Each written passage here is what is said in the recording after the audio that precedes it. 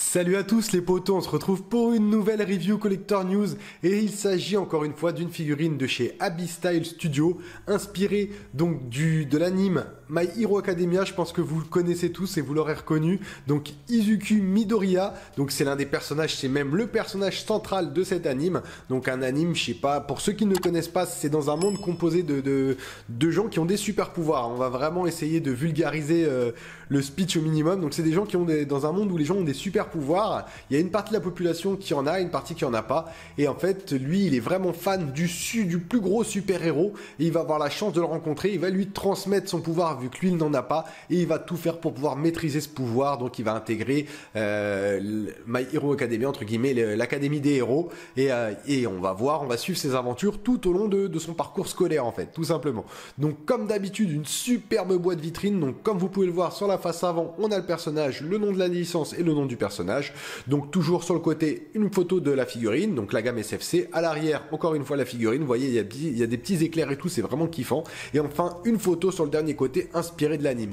Donc franchement, très très belle boîte vitrine. Déjà rien que sur la boîte, je sais pas si vous le voyez, mais quand on va voir la face avant, on a comme des espèces d'éclairs, enfin de traits d'explosion qui sont super bien faits et c'est fait sur le packaging. Donc voilà, même ça déjà, moi je trouve que c'est vraiment stylé de faire ça, que le packaging soit aussi qualitatif que ce qu'il y a dedans. Donc vraiment, c'est un gros point positif pour Abyss Studio, et avec pareil, hein, tout au long des mois et des semaines à venir, la licence va continuer de grandir et va être alimentée avec d'autres personnages.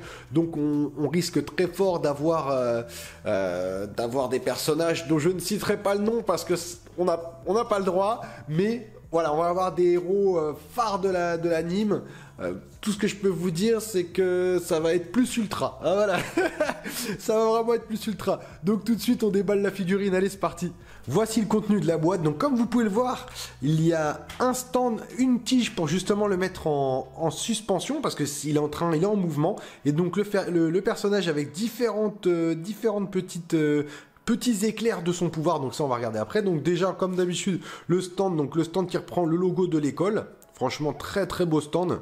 Vous voyez avec la petite support de la tige. Moi comme je vous dis je suis fan de façon de ces stands là, les stands fins classiques je suis très fan. À l'arrière, bien sûr, toujours la même chose. SFC Super Figure Collection, le numéro de licence, le numéro de la fabrication. Voilà, un stand très très simple, très classique, mais qui ira très très bien, pardon, hop là avec le personnage.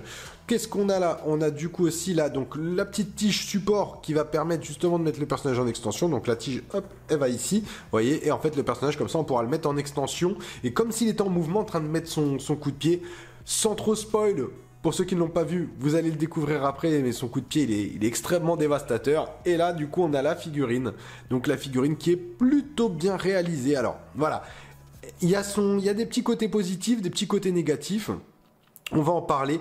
On va déjà commencer par le bas, hein, les chaussures qui permettent justement d'amortir les coups, qui sont plutôt bien faites, hein, au niveau du détail. On a des chaussures, on a les petits éclairs du coup de comment ça s'appelle, de son cou, de son pouvoir.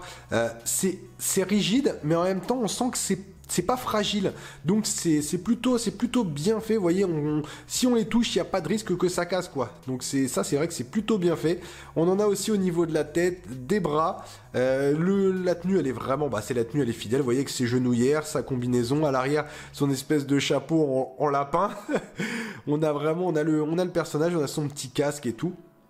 Alors, au niveau du visage, voilà, moi j'ai un petit souci avec le paint du regard. Je trouve que le paint, voilà, il est pas au niveau des yeux. Peut-être que les yeux sont un peu petits. Je dirais c'est ça en fait le problème. Enfin, les pupilles surtout sont un peu petites et on a cet effet un petit peu, allez, on va dire on a l'impression qu'il manque quelque chose ou qu'il y a quelque chose qui va pas, mais en fait c'est juste la taille des pupilles.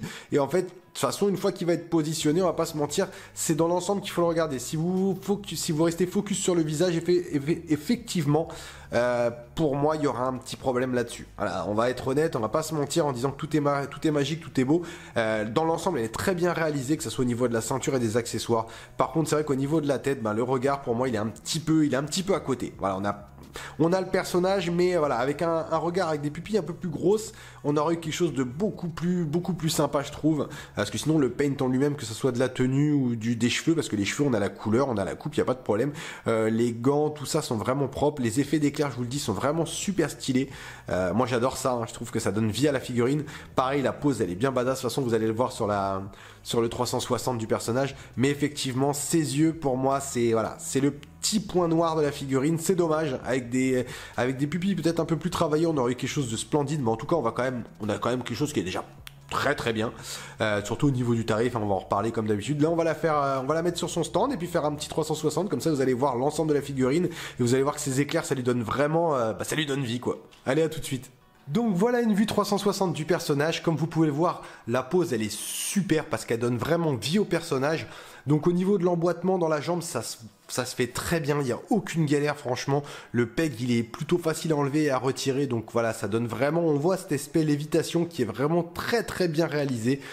Comme je vous ai dit, les effets d'éclair qui sont en espèce de plastique, hein, donnent vraiment une vie totale à ce personnage.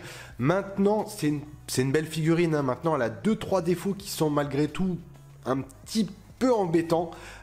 Déjà pour les yeux, comme je vous ai dit, le paint des pupilles, pas des yeux en lui-même, parce que la taille des yeux n'est pas dramatique, mais c'est vraiment la taille des pupilles que je trouve un peu petite, même si sur cette vue légèrement au-dessus, parce que c'est un peu le principe, il est censé être au-dessus, ça ne choque pas, mais c'est vrai que ces pupilles, voilà, j'aurais préféré moi des pupilles un peu plus grandes, et au niveau de la pose, elle est juste top, mais je trouve que le personnage il est un petit peu trop penché vers l'avant. Malheureusement on peut pas jouer avec le peg, donc on peut pas le déplacer, légèrement l'orienter un peu comme on voudrait. Il y a qu'une seule pose, c'est celle-là, donc je trouve que c'est un peu dommage parce que voilà, on perd un petit peu, même si on gagne en profondeur, on perd quand même un petit peu sur la visibilité quand on est de face sur le personnage.